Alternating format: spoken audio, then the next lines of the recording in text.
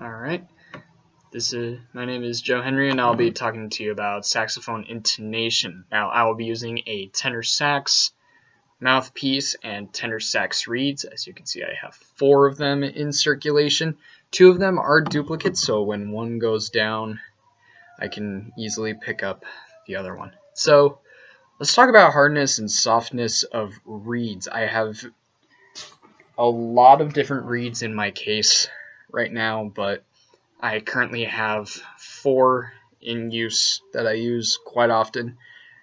One of them I don't quite use a lot because it's a duplicate reed. It is a Van Doren ZZ 2.5.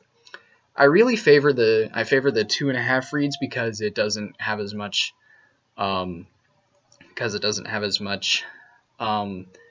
pushback on my part. I don't have to blow as hard.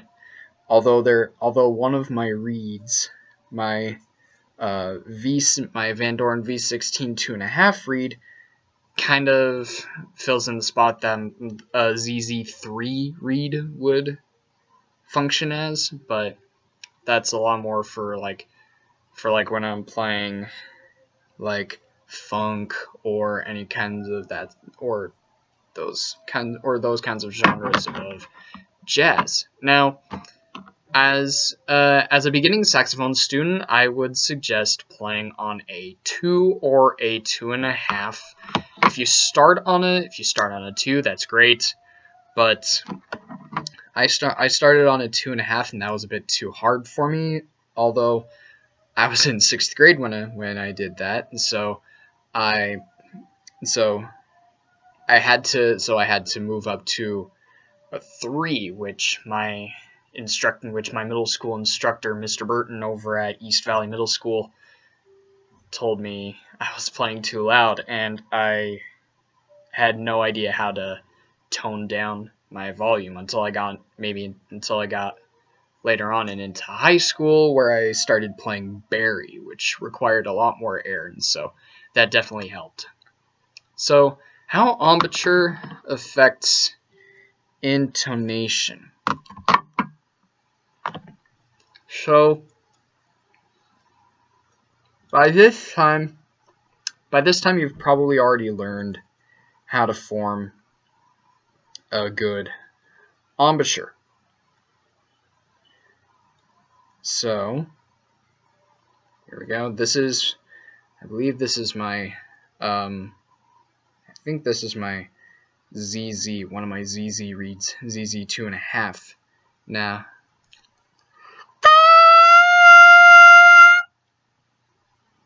yeah. So, how embouchure affects intonation. Now, a lot of it is going to be right in here, but it's not going to be so much in the lips as it's going to be in the jaw. Now, your high school band director will tell you to open up your mouth to play with a rounder sound, especially alto sax players, because you're going to really want kind of a round tonal center to your tone. Now, how my middle school band director taught me is to imagine a tennis ball in your mouth. How my high school band director taught me is to imagine a light bulb in my mouth with the socket part sticking out of my mouth, kind of what the mouthpiece would do. So that's how I got to have a kind of really round sound. I really like having a dark sound to my tone, but that's just me. A lot of jazz saxophone players really like having a bright sound, a nice big sound. A lot of guys, they'll play on a mouthpiece with like a size 8 or 9. I prefer size 6 or a 6-star, which is somewhere between 6 and 7. Now, different mouthpieces offer different sizes and whatnot, but that will be covered in a separate video. But how to adjust for dynamics and the difficulties of intonation. Now what you're gonna want to do is you're gonna want to drop the jaw like.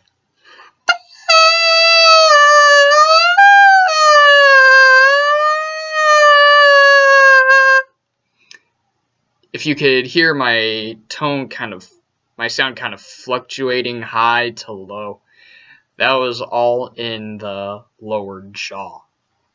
So a lot of it is you have to go, and you kind of you have to think about what sound you're making before you make it. Now I'm gonna pull out my tenor sax and kind of show you guys what that is like. One moment, this won't take but a moment.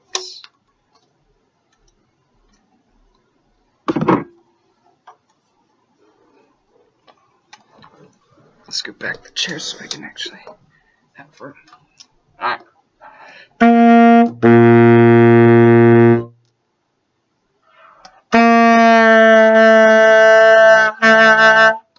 So that's a bit low, so you're going to want to really raise it up, kind of really tighten it up.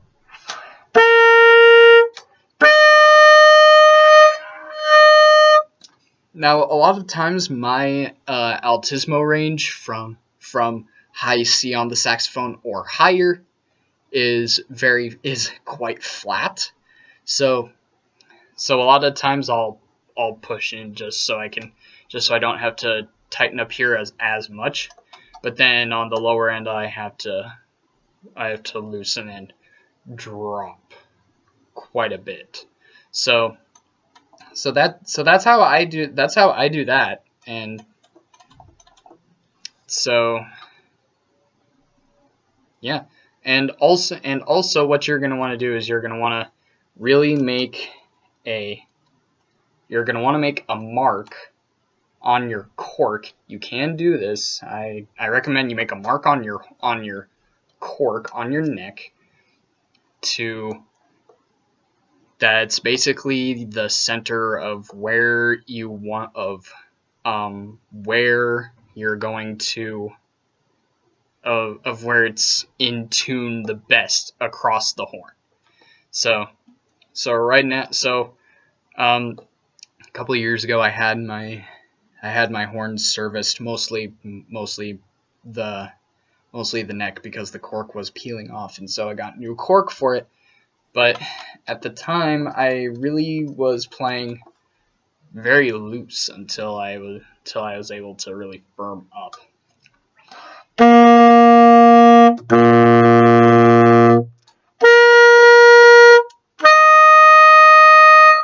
Now let's see, let me get out my tuner on my phone.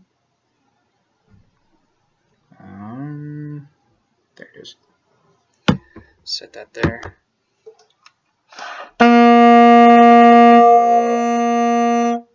Now, according to my tuner, it said I was 20 cents sharp, which is bad. It's very sharp. Same thing with my low end, it's very sharp. And my higher end, my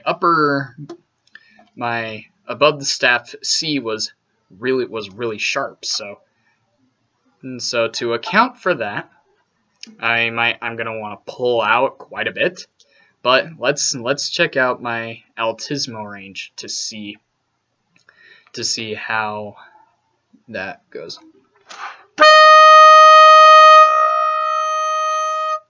Just a little bit sharp in the altismo range, but let's pull out.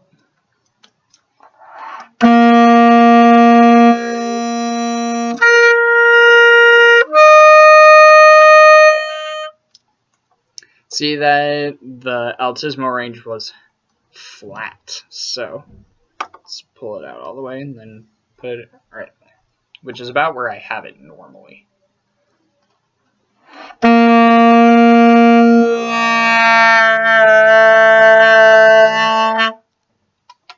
see, what I did there is I purposefully made it go down to the concert A, or on my instrument a B. So yeah, just to recap, start your for beginning saxophone students. For tenor, this is for tenor more than alto, but on tenor you want to start with a 2.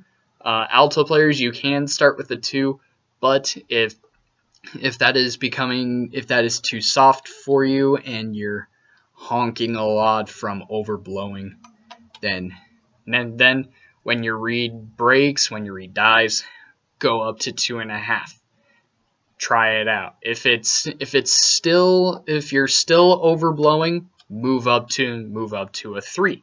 But I would not recommend going more than a 3.5. But that is only for marching band, because you're having to blow a lot, you're having to play out. One of my friends from high school, he played on a 4 in high school on his alto, which that is way too much, which that is way too hard, but that's just what he did. To recap, embouchure, how it affects intonation. So the tighter it is here, the higher your sound is going to go, and the more you drop your jaw, the lower it's going to go, so you can kind of mess with that. And use your ear, and just listen to the band, tune to the band, and yeah, just use your ear. That's what I do all the time. And how to adjust for dynamics and intonation. Well, the big thing for the big change tuning wise, intonation wise, would be to pull out your mouthpiece on the cork if it's too high, push it in if it's too low. And for dynamics, when you're playing soft, you will tend to go flat. So tighten up a bit here when you're playing softer, because you're not playing as tight. So tighten up a little bit. And when you're playing loud, tighten up, and when you're playing soft, loosen up. Because when you're playing louder, you're going to want to have as much